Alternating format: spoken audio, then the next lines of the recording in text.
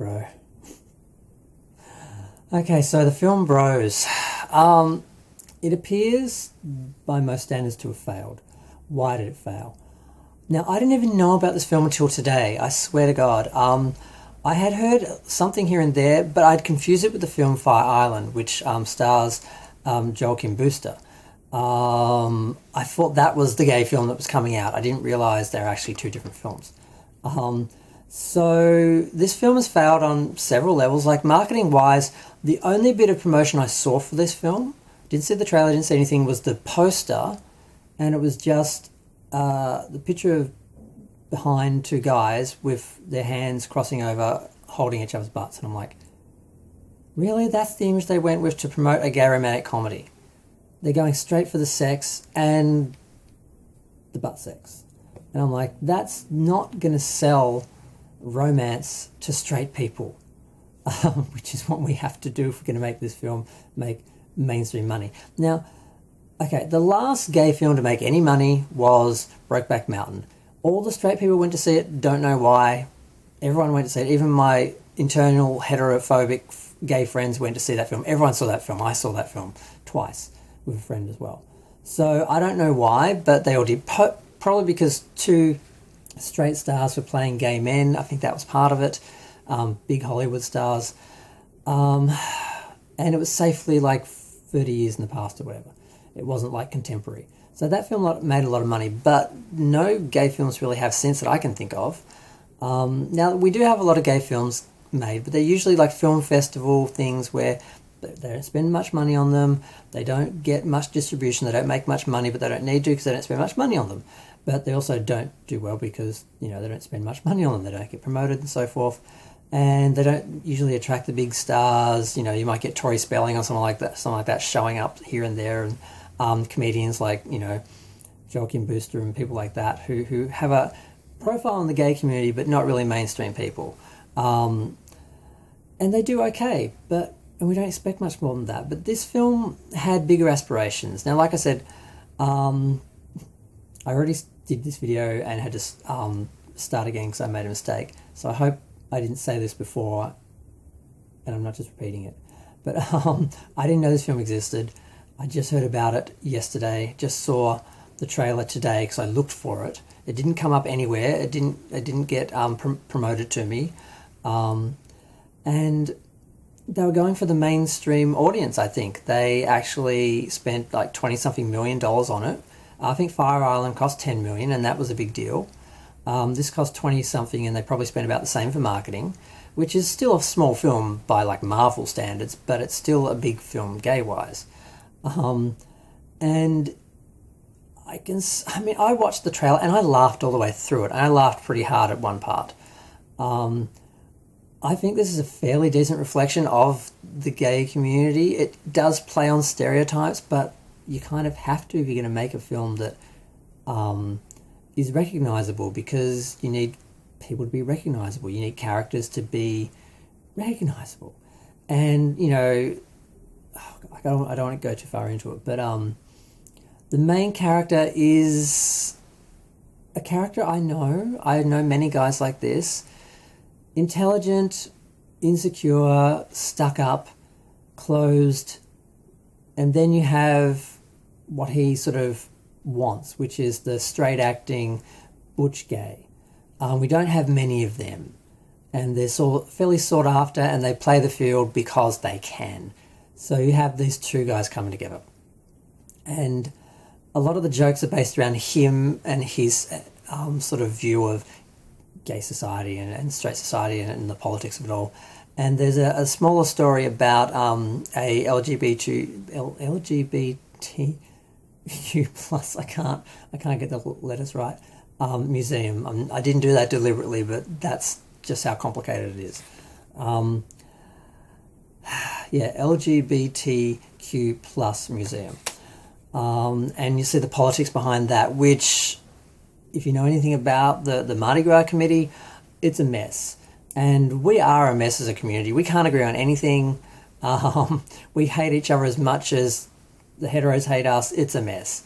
And they do play on that fairly well. But there's some weird moments, like at the end when the kids are making fun of like bottoming, and the heteros are making fun of it, and he's like, oh, gay sex was so much more fun when straight people were uncomfortable with it.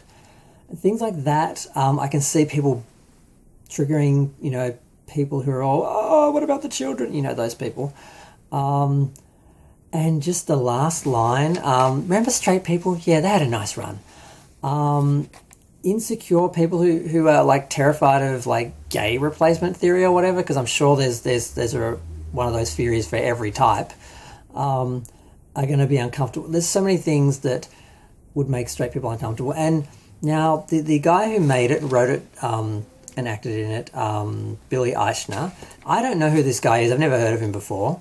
I probably should have. Now, his romantic interest in the film, I wish I wrote his name down so I didn't have to now switch my screen. He played Scotty in Brothers and Sisters, so he was the boyfriend of the gay brother. I think it's Luke McFarlane, yeah. God, I wish I'd written that down. He's quite cute, and he's beefed up a bit. He looks really good. He's the biggest thing to a star in this film, I think, although I did have a quick look at this, and Deborah Messing, Kristen Chenoweth, Amy Schumer, Seth Meyers plays Harvey Milk, Kenan Thompson, Ben Stiller is playing himself, Jay Rodriguez, ooh, okay, he's hot. Who else? There's a few people in it. Harvey Feinstein, of course. We love him. Amanda Bierce is in it as well. So there's people in this. But they're not big mainstream people. But there's people.